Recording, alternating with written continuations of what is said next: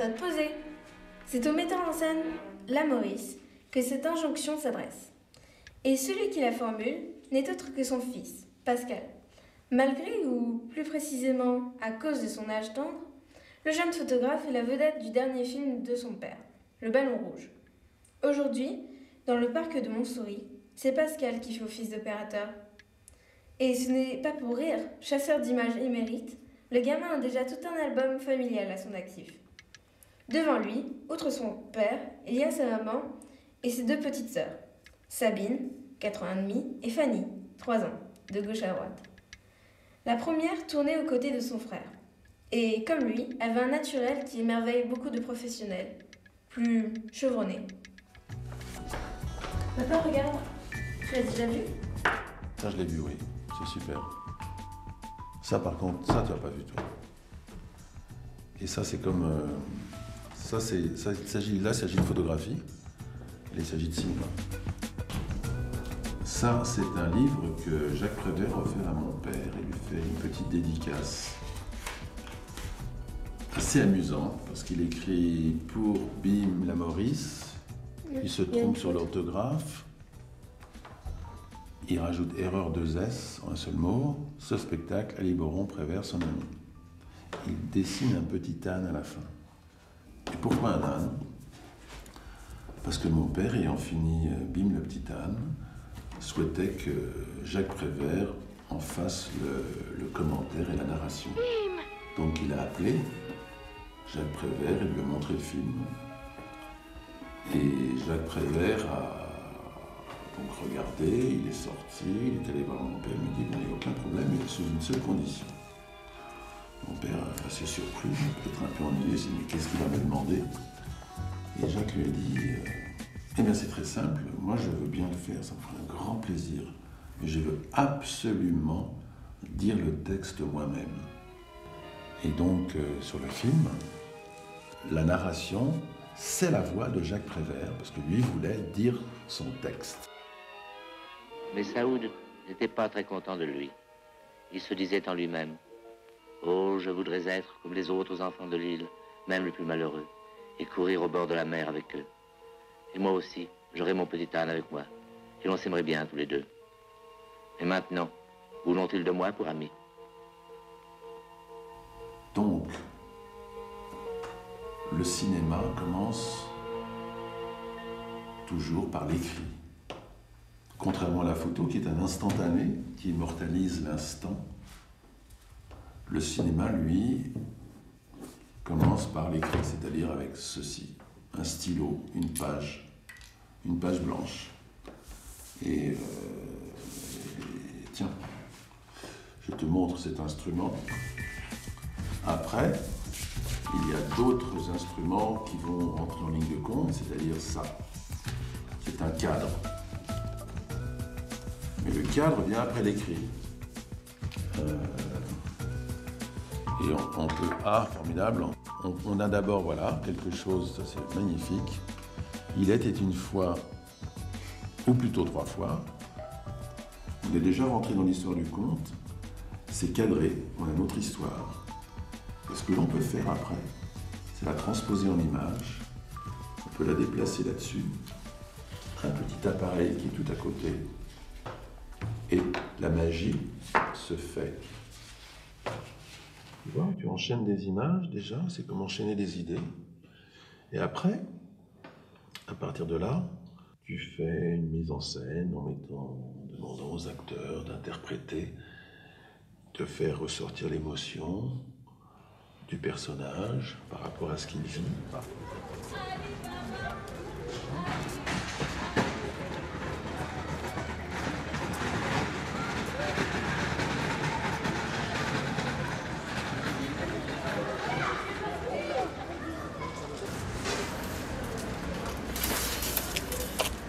C'est la même chose, pas.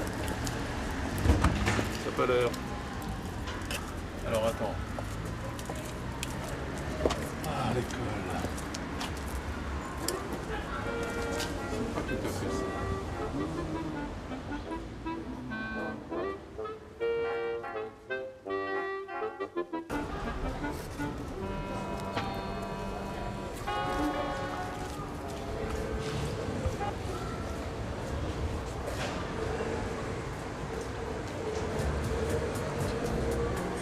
Je pense que la scène des classes à l'intérieur, c'était ça. Mais l'extérieur, c'est une autre...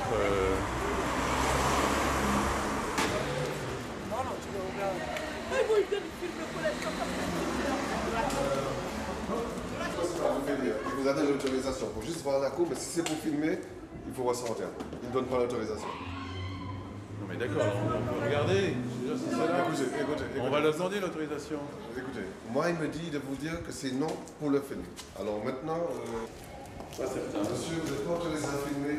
J'ai encore mon patron qui me le dit. On va filer. On va filer. Comment? On va filer, on y va. Ah oui, voilà, on va comme ça. Bon.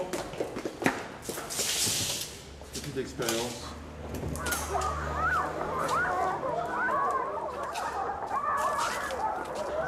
Monsieur, on est désolé.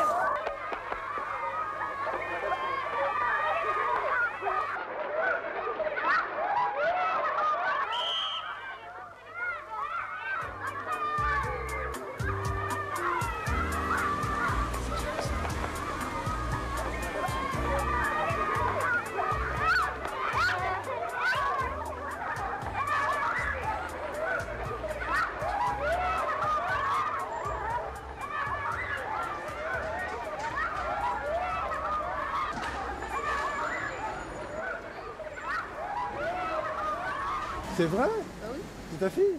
Non, la fille, j'ai dit. La fille? Moi, je veux pas me faire filmer. Il y a une fille dans le film qui sort avec le ballon. Parce qu'après, voilà. Ballon bleu. C'est toute la preuve pour appeler ma mère là pour dire ouais, ta fille elle est sortie de mal. Alors tu l'as vu les ballons rouges toi? Moi j'ai. Est-ce que à ton avis c'est possible que le petit garçon du ballon rouge. Attends, tu lui donnes quel âge aujourd'hui le petit garçon du ballon rouge? 17 ans. Ouais. 17 ans. Il a aujourd'hui 17 ans? Il a 23 ans. Déjà, il devait avoir Plus que 23 ans. 23 ans. 22. C'est vous le petit. Oui. Quoi? Eh, monsieur ne filme pas. Moi je veux bien que vous me filmez. Voilà. Monsieur, c'est vous qui avez fait. Oh, ma coupe elle est bien arrangée. Oui, c'est moi. Vous avez quel âge maintenant? Très vieux. 48. Monsieur. Attends, Monsieur, ça passe sur quelle chaîne? Monsieur, j'ai dit vous arrêtez de me filmer. Monsieur, arrêtez là. Après mon grand frère va me frapper là. Vous n'avez pas d'autorisation, s'il vous plaît. Mais surtout des Si vous chaînes. voulez pas être à l'image, je ne serai pas à l'image. Le petit garçon là, il a dit qu'il voulait y être. C'est pas un petit garçon. Vous avez quel âge? il a 18 ans. Il a 18 ans. Moi, tu vois, moi, si je me mets à la télé. Moi aussi, je me vois à la télé. Et là, vous refaites le ballon rouge, mais sauf que c'est votre fille qui. Non. Comment? Non, c'est pas le ballon rouge. Ce collège, très sévère. C'est très méchant. C'est vrai. Mais ça n'a pas changé. Hein. À l'époque aussi, il était sévère.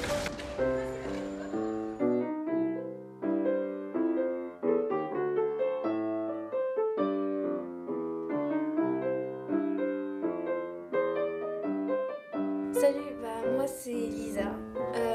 On me dit souvent que je ressemble à mon père dans le ballon rouge. D'ailleurs, moi je pensais que c'était plutôt le ballon rouge mon père et pas le petit garçon. Donc c'était un peu bizarre quand on me disait oh c'est ton papa là. Je me disais ah d'accord c'est le ballon rouge. Mais après donc beaucoup plus tard j'ai compris que c'était le petit garçon. Mais c'est vraiment beaucoup plus tard. Quand on avait visionné une cassette à l'école, là le maître m'avait dit regarde le petit garçon c'est ton père. Et là j'avais compris.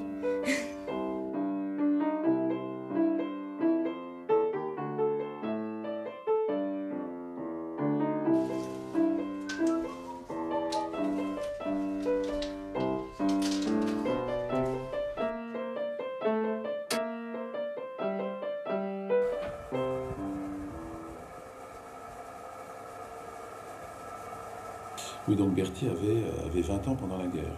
Il n'a pas combattu, il était trop jeune pour combattre, mais c'était tout juste, il était dans des camps de jeunesse. Et donc, à la fin de ce cauchemar,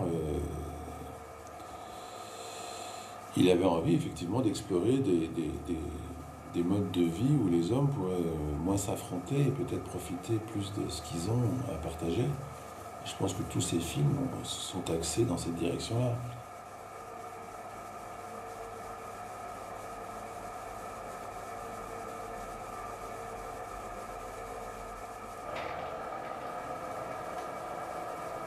Alors là, les images que tu vois, c'est donc c'est moi quand j'étais petit, avec ma sœur Sabine, et qui joue dans le ballon rouge et qui a le petit ballon bleu. Voilà. C'était quand environ? Alors c'était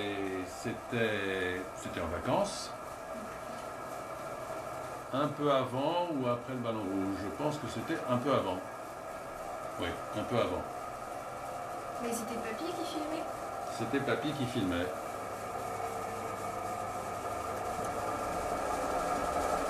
Voilà, c'est une histoire. La prise d'un bastion de sable par une mer enragée.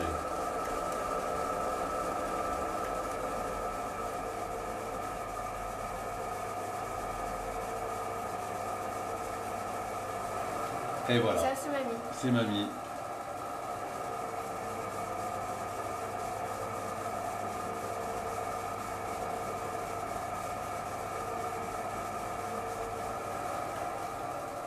Alors ce qui est très drôle, c'est que comme là, la bobine est à l'envers, on remonte dans le temps. C'est quand même la bobine, on la prend à l'envers.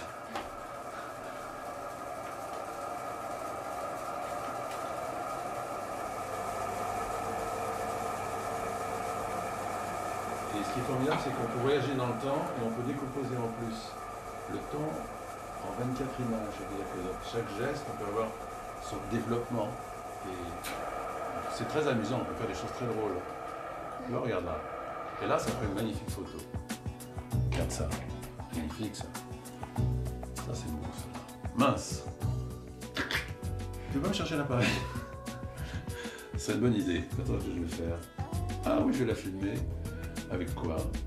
Ah, je vais chercher une photo. Je vais faire une photo, c'est trop mignon. Alors. Avec quoi? Celui-là.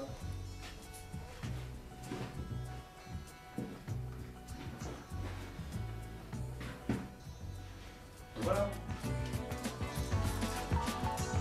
Ça paraît de haute technologie. Ce sont des cadeaux du bon Dieu, ça. Elle est mignonne cette photo, super belle. Hop là.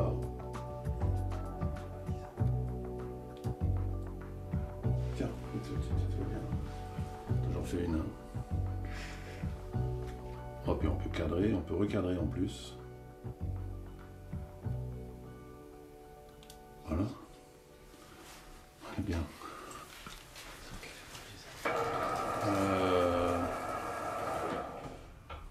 Papa, je peux prendre la manette, s'il te plaît? D'accord, mais alors fais attention. Tu vas doucement parce que ça c'est la marche avant, là. Tu vas doucement comme ça, le marche arrière là, de ce côté-là. Et le point mort ici au milieu. Donc voilà. Alors, vas-y maintenant, avance.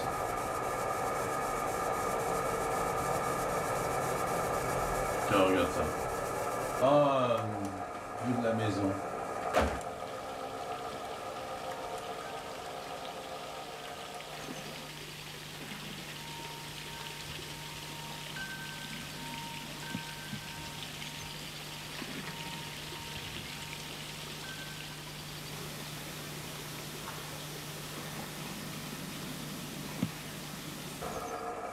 Ah,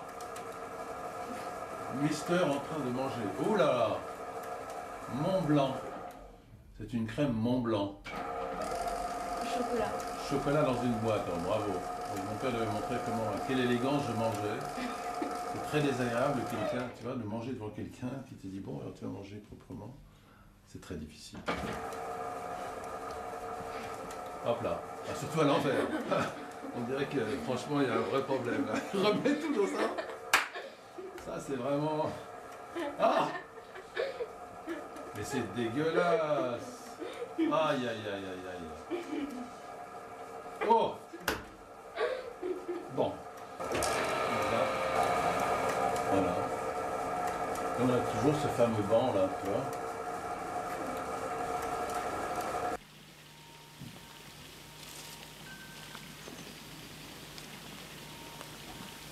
Nicolas, est-ce que tu pourrais me rappeler si c'était un message, quoi, tu m'en rappelles, ce serait vraiment sympa. Dimanche soir, ma petite femme.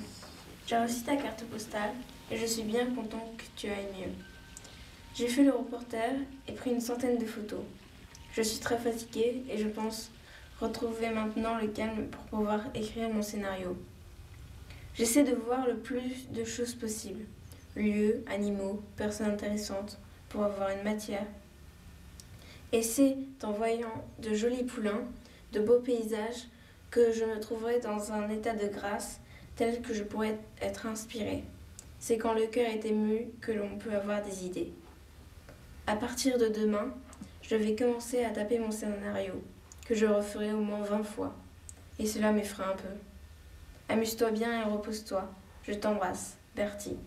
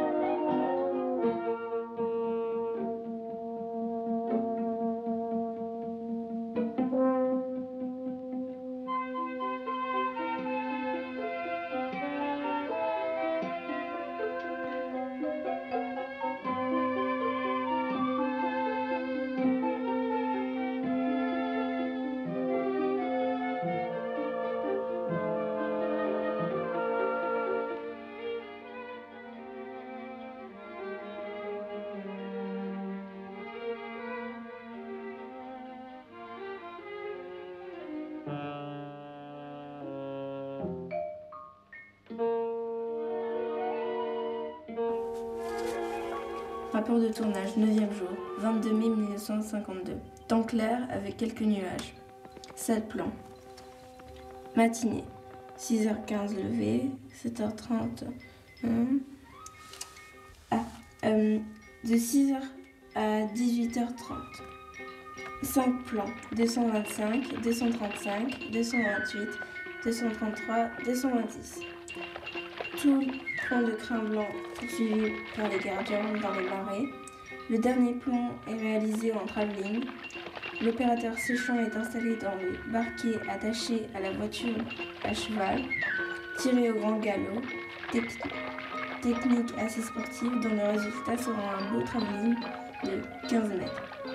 Après ces poursuites dans l'eau, les gardiens sont trompés. Il fait froid, ils rentrent se changer.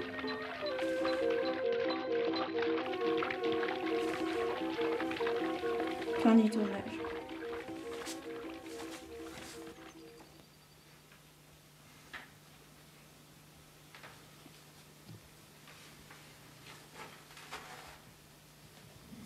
Ah, ça c'est amusant aussi.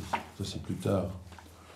Et ça c'est donc ma mère qui est dans le bureau de mon père, qui écrit, qui tape les scénarios, parce qu'il écrit beaucoup d'histoires, qu'il utilise ou pas, mais il écrit beaucoup d'histoires.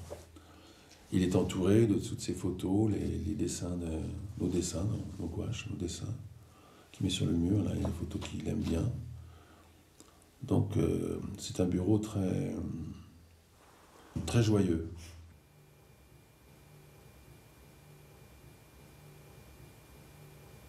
C'était un vrai travail d'équipe dans la famille alors? Comme toutes les bonnes familles, oui. Oui, c'est ça, un travail d'équipe. Nous, on disait si les histoires nous intéressaient ou pas, si on les trouvait bien ou pas. Et on participait tous, si bien que sur Fifi, je faisais les photos de tournage, je prenais le son, après j'allais au cadre. Enfin, il y avait quelque chose de sympathique. On transmettait aussi cette connaissance, ce savoir. Et ça se faisait tout naturellement. Et c'est ça qui est beau.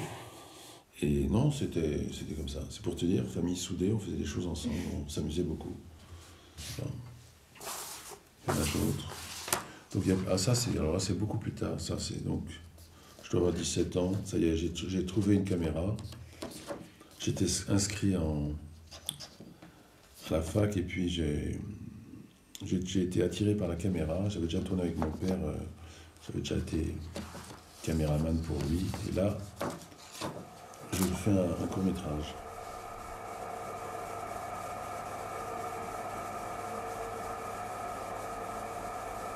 On peut remonter très loin dans le temps, c'est ça qui est beau. Là, on remonte loin, hein.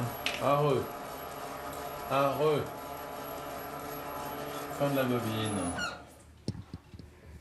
Attention, bientôt je vais naître. Voilà, on a fait un petit retour en arrière.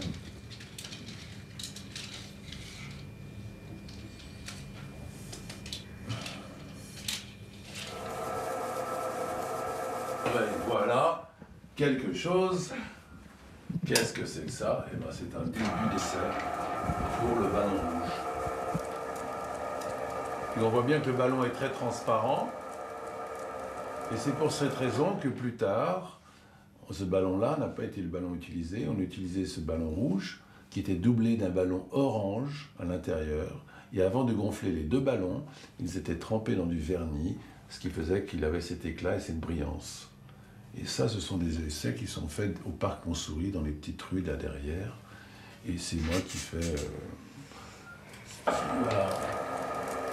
Et le ballon, c'est la mise au point du ballon magique.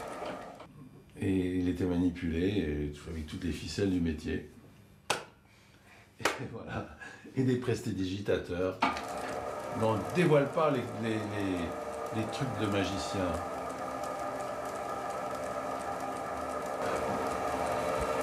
Et peut-être que je faisais partie d'un casting, on m'a dit vas-y, va voir comment tu te comportes avec le ballon, et puis j'ai dû passer l'audition. Mais on voit déjà qu'on m'a demandé de faire quelque chose, c'est-à-dire de l'appeler, de lui parler. Hop, d'essayer de l'attraper, j'y arrive pas. Là. Hop. Voilà. Ballon très coquin, désobéissant, qui n'en fait qu'à sa tête.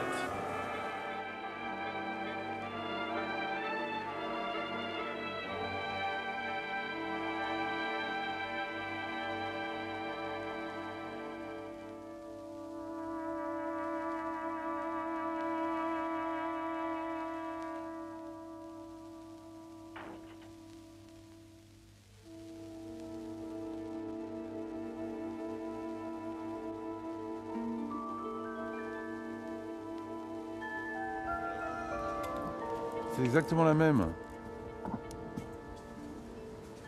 Si tu veux, les accoudoirs de fenêtres, oui. C'est les mêmes, exactement les mêmes. Donc c'est la preuve. Ce serait cette fenêtre-là. Ça y est, regarde. Alors, ça y est, on a trouvé. Même la fenêtre. C'est magnifique, ça. Regarde. Là. C'est celle-là. C'est donc le troisième étage, deuxième fenêtre. C'est celle-là. Troisième étage, deuxième fenêtre en venant de la gauche. Voilà, celle-là.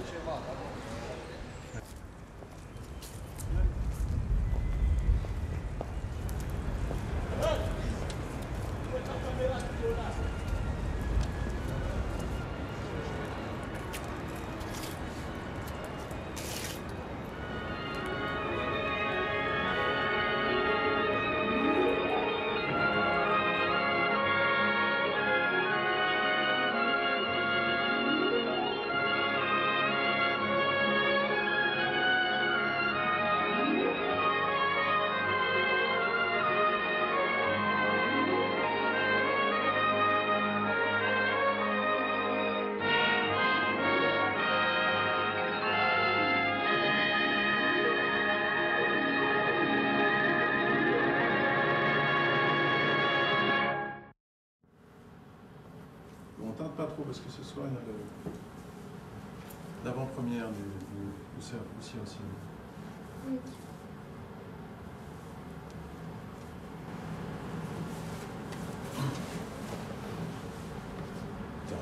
Attends. Comme ça. Je vais mettre ça. Ça sera joli aussi. Non, je le mets. Bon. Voilà. Tu veux ton manteau celui-là là? Ok, moi aussi je vais mettre un autre manteau. Voilà, on y va. Allez.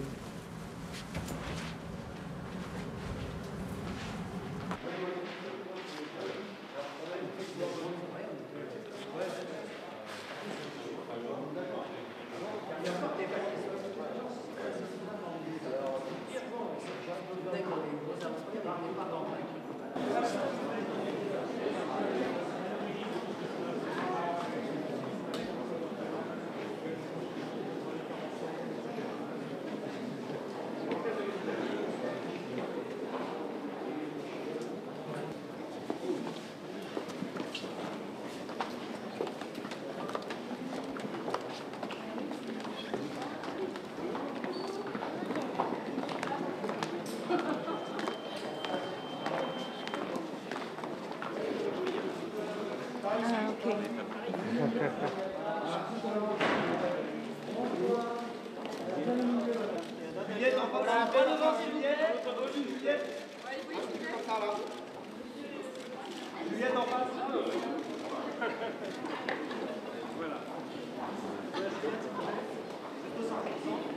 Juliette, s'il vous plaît, Juliette. Là, Juliette, au centre.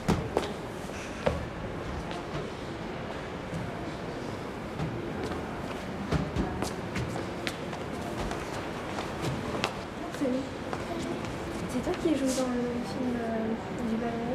Ouais. Ah bah, moi c'est Lisa. Moi c'est Simon. Tu sais, en fait, mon grand-père, Albert Maurice, c'est lui qui a inventé le ballon rouge.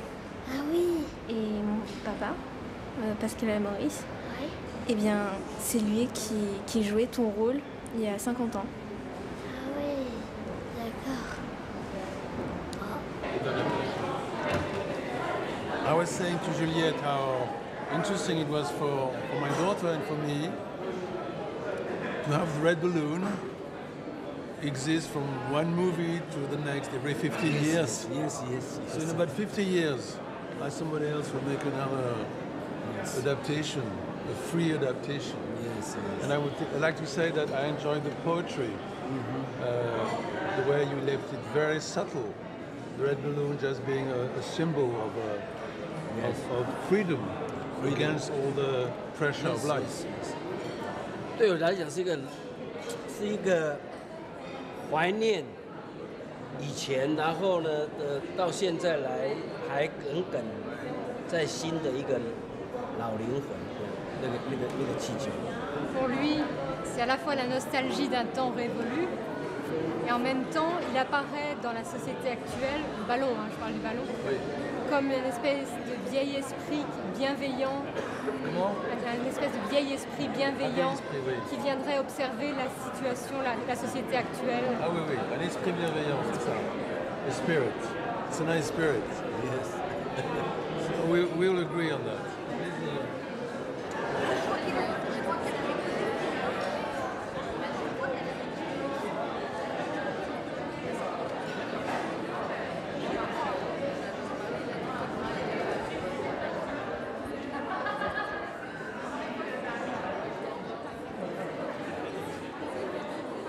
Donc, oui, et après, il y avait beaucoup plus des gens qui posaient des questions. Qu'est-ce que ça vous fait d'être une vedette? Alors, évidemment, moi, rien. D'ailleurs, j'aimais pas ce mot-là, vedette, je trouvais ça... Oui, on avait une machine à musique qui s'appelait une vedette, alors c'était une vedette, voilà. Je faisais un lien, je disais, bon... Ça va? C'est un drôle de nom. Aujourd'hui, on dit star, et ça, c'est beaucoup plus beau.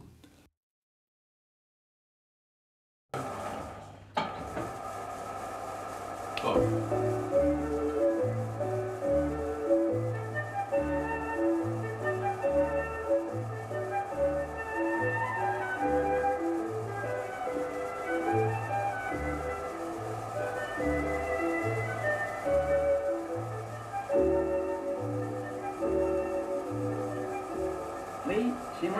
Fifi la plume.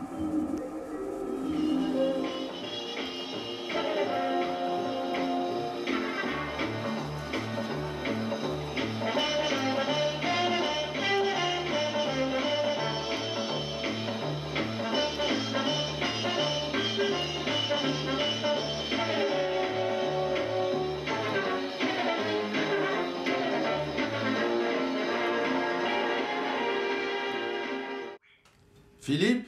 Oui. C'est Pascal. Oui, bonjour Pascal, c'est Philippe. Comment vas-tu? Pas mal, toi. Tu sais, je suis avec ma fille. Je sais que tu es en tournée et tu es juste de passage à Paris aujourd'hui, c'est ça? Oui, c'est ça. Mais écoute, aujourd'hui, la technologie est tellement bien faite qu'on peut se parler comme ça. Oui, C'est comme si tu étais avec nous. J'ai mis le haut-parleur, ma fille l'entend. Oui. Et je montrais des images du tournage de Fifi la plume.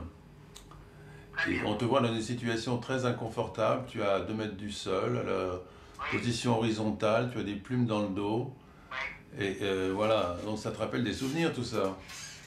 Oui, tout ça me rappelle des souvenirs, à la fois de participer à un beau film poétique, original, personnel, à la fois d'être pour la première fois de ma vie en ange en train de voler dans le ciel et de voir donc la Terre comme on peut la voir non pas d'une fusée ou d'un hélicoptère mais d'un ange, et elle est tout à fait différente.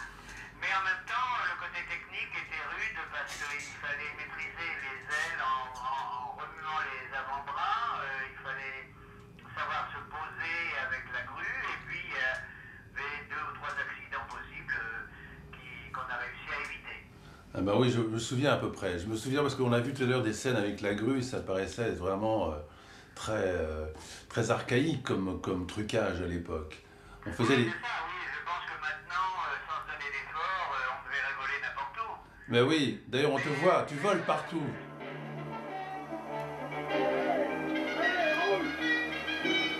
Dépêchez-vous!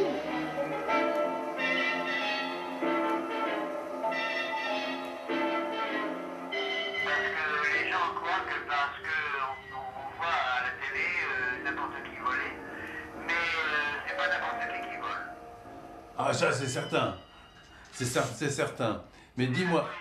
C'est la poésie qui vole, c'est l'idée de la Maurice qui est un immense poète.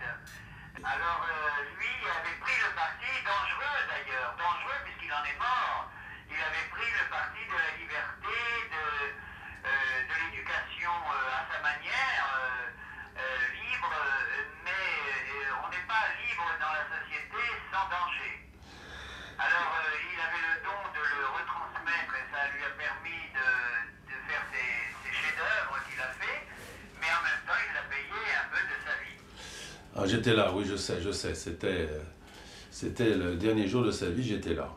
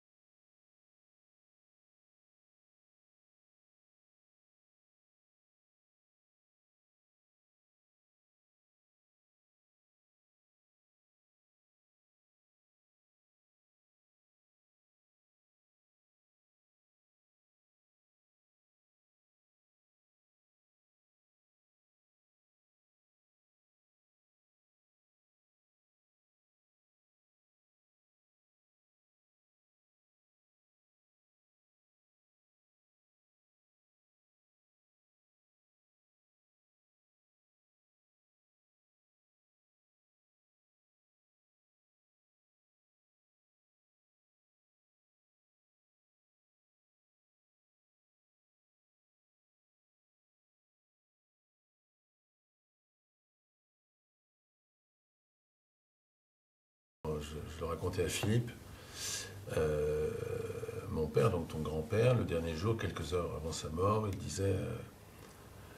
me disait « Ah, avec Tabary, j'irai jusqu'au bout du monde ». Et Tabary, c'était son caméraman. Un très vieux caméraman, parce que Bim, il avait tourné avec Guy Tabary, et Guy Tabary l'avait suivi à peu près à travers toute l'histoire de son histoire de cinéma, et Guy Tabary m'avait enseigné aussi l'art de la photo, etc. Et donc je travaillais avec mon père, et j'étais un peu l'élève de Tabary, qui lui m'avait enseigné le savoir-faire, comment cadrer, comment prendre la lumière, comment organiser les choses. Et lors de cette histoire, lorsqu'on finissait, on faisait retourner quelques plans, il y a eu un jour un accident d'hélicoptère, où mon père est mort, et moi je suis descendu quelques secondes avant. Et donc c'était extraordinaire parce que ça, alors là, c'est tellement imprévisible, et toute l'histoire un peu de toute l'histoire de la famille s'est arrêtée net, enfin l'histoire du cinéma s'est arrêtée ce jour-là. Et voilà, c'est des choses qui peuvent arriver.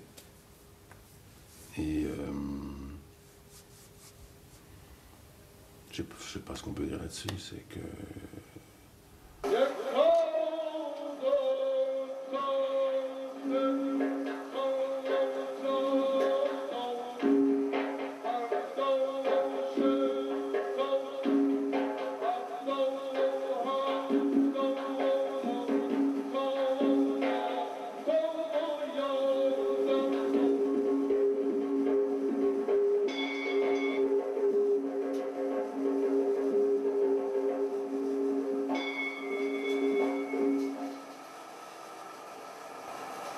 Les paroles de Baud et Sarsard me laissèrent un malaise.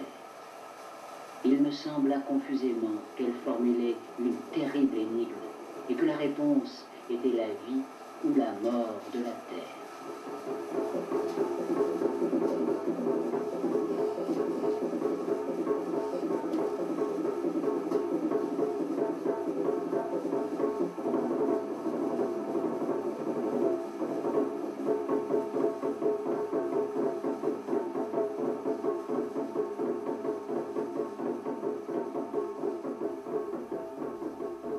Alors, l'histoire du vent des amoureux, c'est l'histoire d'un vent, c'est-à-dire d'un personnage invisible qui est né en Iran et qui va survoler son pays. Il vole au-dessus des déserts, et donc il y a beaucoup d'histoires de désert et beaucoup d'histoires de montagnes, de campagnes, de mer, et le vent se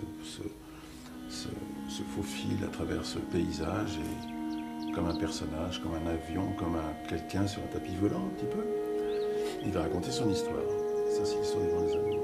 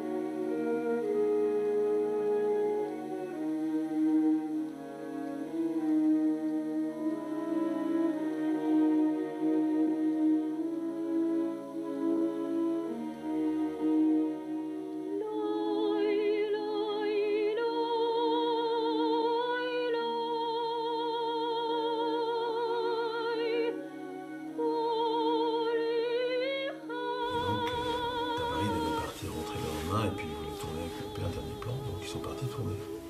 Et quelques heures avant, il a dit « Oh, mais Tabary, j'irai avec lui jusqu'au bout du monde. »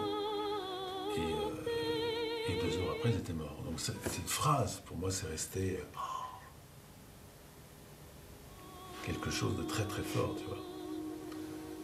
Et parce que je devais tourner avec mon père encore 15 jours, mais tout seul avec lui, dans des endroits, autour de la mer Caspienne, en hélicoptère, dans des endroits merveilleux, où il y a des gens qui vivaient, avec des nénuphars, enfin dans les champs et tout ça.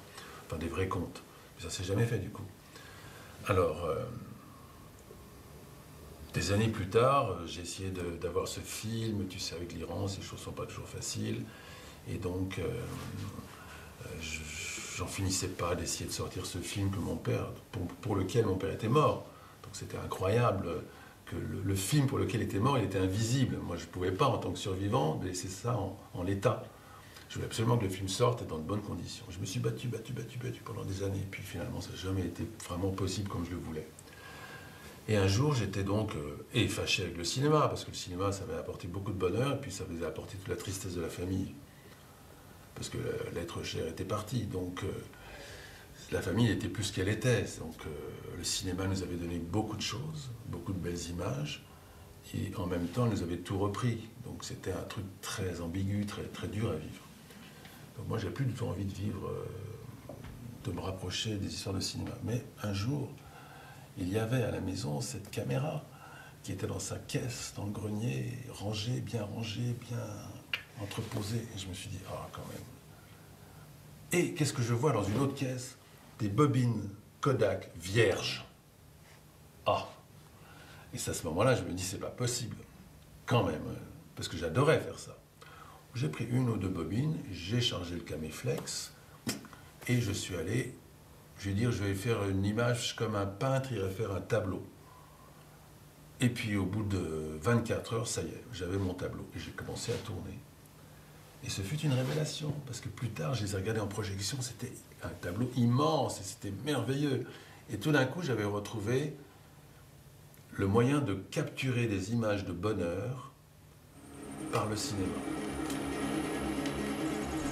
Oui, le banc de montage est une machine à voyager dans le temps. On arrive à créer une distorsion de la réalité. Et cette idée-là, c'est qu'un homme joue avec une manette qui lui permet d'aller dans un sens et dans un autre sens et de remonter le temps. Et à partir de là, lui va naviguer avec sa machine et jouer avec les différentes sortes de réalités, celles qu'il crée, celles qu'il vit et celles qui lui échappent.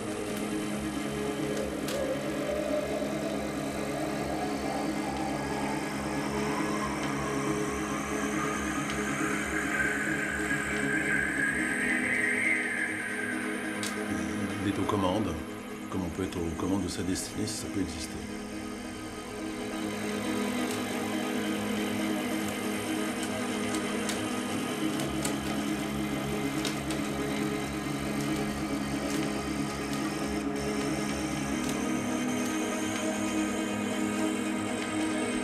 Donc en effet, la personne que l'on voit sur cette table de montage, là dans la nuit noire, c'est moi, je suis obligé oui, ce soit d'interpréter ce personnage.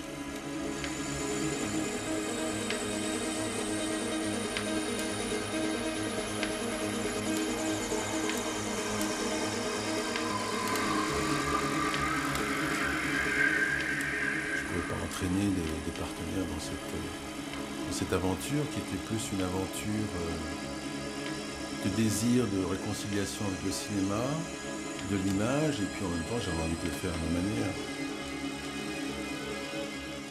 Donc je cherchais une fin. Alors le problème des fins de la Maurice, j'ai découvert que toutes mes fins ressemblaient aux fins que mon père écrivait. Et j'ai dit, c'est étonnant, pourquoi c'est un peu comme ça, il y a une sorte d'évasion vers une sorte d'inconnu, et ça menait à... Et lui, c'est drôle parce que je quittais la montagne et tout d'un coup on arrivait dans un autre univers par les nuages, on arrivait dans un désert. C'est biblique, ce sont des décors immortels et en même temps il y a juste un petit être, un petit personnage qui va se mouvoir dans cette dune extraordinaire. J'ai fini l'histoire comme ça. Ça ressemble un peu à l'histoire d'un film de la Maurice, mais qu'est-ce que tu veux? On hérite du nom. On hérite du bon et du mauvais goût, on hérite de plein de choses. Un peu de talent, un peu de désordre, un peu de bonheur, on hérite de plein de toutes ces choses-là. On hérite souvent la folie et l'amour du cinéma. Ça, c'est une drogue. Quand on commence à tourner, quand on commence à jouer, on crée une sphère qui est en dehors du temps. Ça permet d'exprimer des choses très profondes et très humaines, très touchantes. Donc, comme les fils veulent toujours dépasser leur père, et c'est normal, C'est difficile quand les pères sont célèbres. Moi, j'ai voulu aller dans un désert encore plus joli, plus beau. Et c'est un désert, un des plus beaux déserts qui est en Algérie, en Afrique. Le désert du Sahara. Et là, on est allé... j'ai l'impression d'être allé jusqu'au bout du monde, justement. C'était aller un tout petit peu plus loin. C'est sur la Terre, mais ça semble être ailleurs. Donc c'est évident.